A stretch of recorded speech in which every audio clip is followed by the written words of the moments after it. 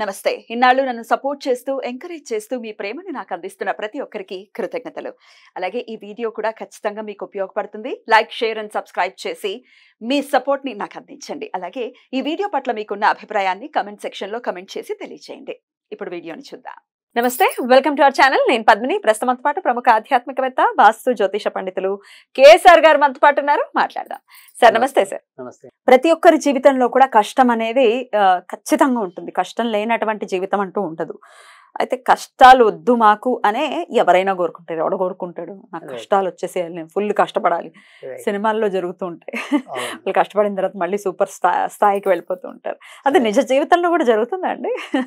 కష్టాలు, ఇన్ని కష్టాలు పడి ఒక మార్పు, డెఫినెట్ గా ఒక ప్రామినెంట్ గా కనిపించేటటువంటి మార్పు, చాలా అంటే అలా మారిపోవాలి జీవితం అనే పరిస్థితి అసలు ఉంటుందా?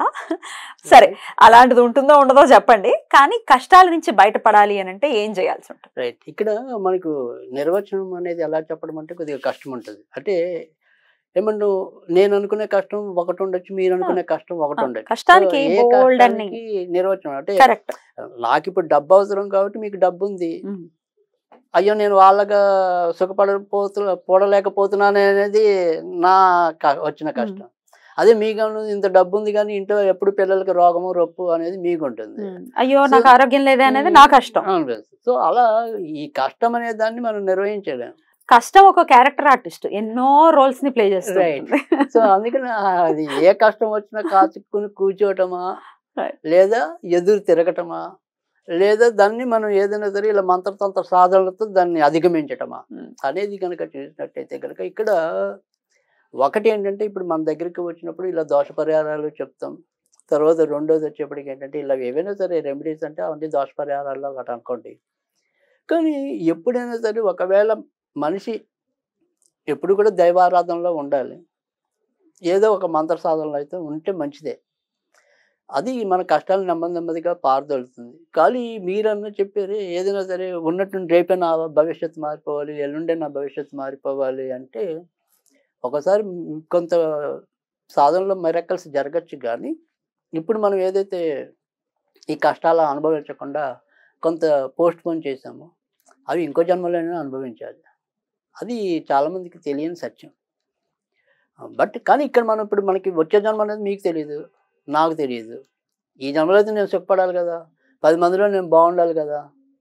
అది ఇక్కడ ఏంటంటే, ఇప్పుడు మీరు గనక పురాణ కథలు మనం గనక గమనించినట్టయితే, ఈవెన్ ఈ వీళ్ళకి మళ్ళీ ఏదైనా సరే ప్రాణదానం చేసినప్పుడైనా సరే నీ ఆయుష్ ఇప్పుడు వచ్చే జన్మలో నీకు ఎంత ఆయుష్ ఉంది తీసుకొస్తామని చెప్తున్నాం.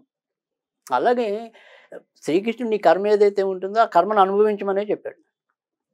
కానీ మనం ఏం చేస్తున్నామంటే ఈ కర్మ ఫలాన్ని తట్టుకోలేక మరి ఇవన్నీ చూస్తున్నాం మార్గాలు ఏముంటాయా అని. ఎగ్జాక్ట్లీ. సో అందుకని ఆ రకంగా మాత్రం ఒకటి అంటే మీరు అన్నారు ఇందాక, అంటే ఈ కష్టాలు మనం భరించాలా అక్కర్లేదా అని. సో నేనుగా మీకు భరించగలిగే సత్తా ఉంటే ఖచ్చితంగా భరించండి. కానీ బలహీనత ఉంది. సో చిన్న కష్టానికి కూడా పాపం వాళ్ళు కుదేలైపోతూ ఉంటారు. ఎగ్జాక్ట్లీ. పాపం అలాంటి వాళ్ళని మనం ఆలోచించాలి.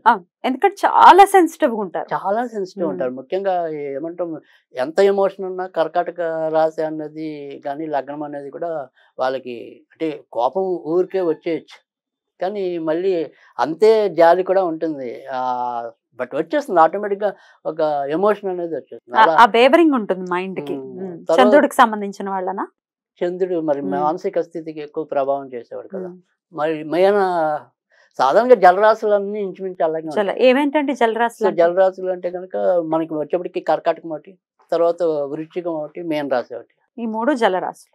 సో ఈ 3 కూడా వీళ్ళకి ఖచ్చితంగా ఎమోషనల్ ఏమంటాం మానసికంగా ఒకదానికి కట్టుబడి ఉంటే ఇంక మారు తొందరగా. సో ఒక్కొక్కరికి ఒక్కొక్క క్వాలిటీ ఉంటుంది. అంటే ఇక్కడ ఏమంటాం, ఈ కర్కాటకం అనేది ఏంటంటే అది బాగా ఎమోషన్ ఉంటుంది. ఈ వృశ్చికం ఏంటంటే వాళ్ళని తీసుకున్న నిర్ణయమే కరెక్ట్ అనేది. సో అదే మేన రాశికి వచ్చేప్పటికి ఏంటంటే ఇంతలోనే మంచి ఉంటుంది, ఇంతలోనే చెడు ఉంటుంది. సో కరెక్ట్ ఉండదు. సో అందుకే ముగ్గురికి ఏదో రకమైన మానసిక లోపం అనేది ఉంటుంది. సో అది అందుకని మనకి ఏంటంటే వీళ్ళు పాపం జాలి, అవసరం వస్తే సహాయం చేసే గుణం అన్నీ బాగానే ఉంటాయి. కానీ ఏమంటాం అన్నం విస్తలు అన్ని వడ్డించి చివరిలో చిన్న దాని వల్ల వీళ్ళకి రావాల్సినవన్నీ కూడా కొంత పోగొట్టుకుంటూ ఉంటారు ఆ సడన్ ఎమోషన్స్ వల్ల. సో అలాంటి దాన్ని మనం సరి చేసుకోవటం ఒకటి. తర్వాత రెండోది వచ్చేప్పటికి ఏంటంటే, సరే కర్మ అనుభవించాలి అనుకున్నప్పుడు ఈ కర్మ యొక్క ప్రక్షాళన ఎప్పుడవుతుందంటే నువ్వు ఎంతో కొంత మంచి కర్మ చేయటం అని.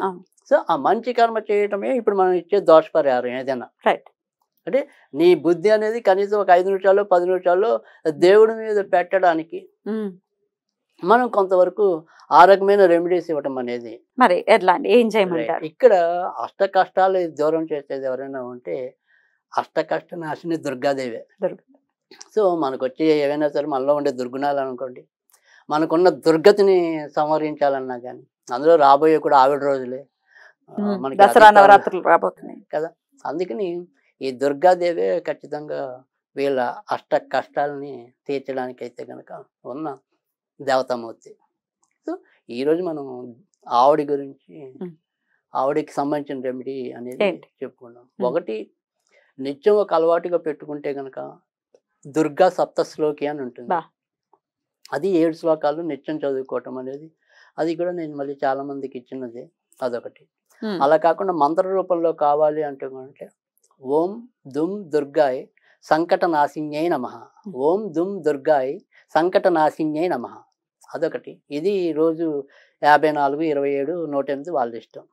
అలా కొన్నాళ్ళు చదువుకుంటే క్రమంగా వాళ్ళ దోషాలు పోవటం అనేది ఉంటుంది. తర్వాత రెండోది ఏంటంటే, ఈ ఏవైతే మధ్యలో ఇప్పుడు మనం చేసిన 40 రోజులు పెట్టుకున్నారో 60 రోజులు పెట్టుకున్నారో అది వాళ్ళ ఇష్టం. ఒక సంఖ్య మటుకు పెట్టుకోండి. అంటే అమ్మ నేను నీకు ఇలా 40 రోజులు చేస్తాను, అమ్మ లేదు నీకు 3 నెలలు చేస్తాను, అలా ఏదైతే. ఎప్పుడు కూడా దేవుడి దగ్గర ఏంటంటే, నేను మనుషులకి ఇచ్చిన ప్రామిస్ తప్పినా పర్వాలా. అంటే పలానా నీ అప్పు నేను పలానా రోజు తీరుస్తాను అంటే అది నిలుపుకోవచ్చు, నిలుపుకోలేకపోవచ్చు. లేదు నీకు పలానా పని నేను పలానా టైంలో చేసి పెడతానంటే చేస్తాను, చేయను, అది వేరే విషయం. కానీ దేవుడి దగ్గరికి వచ్చేప్పుడు నేను 60 రోజులు చేస్తానని చెప్పి మనకి 30 రోజుల్లో పని అయిపోగానే మిగతా 30 రోజులు మానేసే వాళ్ళు ఉంటారు. అవునండి, అవును, ఎలాగ అయిపోయింది కదా, ఎలాగ అయిపోయింది కదా పని అనుకుంటారు.